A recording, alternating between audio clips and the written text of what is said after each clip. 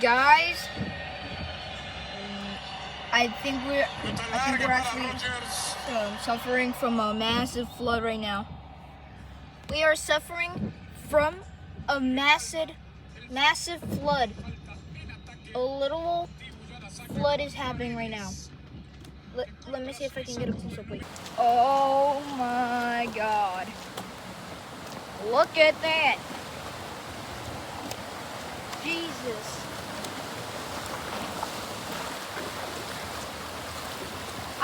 This is my first ever time experiencing a flash flood. This is the first time. Look at all that. Oh my God. ¿Cómo estás, mamá? ¿Cómo estás? Estoy bien. Damn.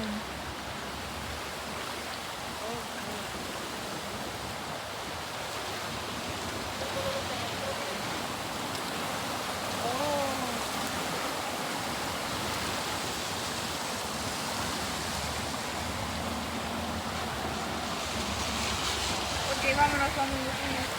¡Oh! Está todo ahondado.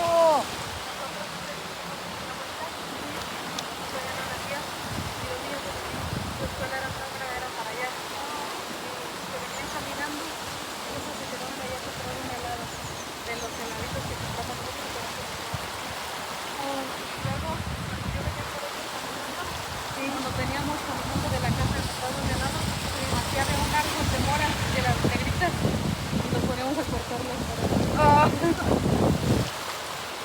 Mira todo eso. Ay, señora. Señora. Está reportando, es una periodista. Oh. Es una youtuber también.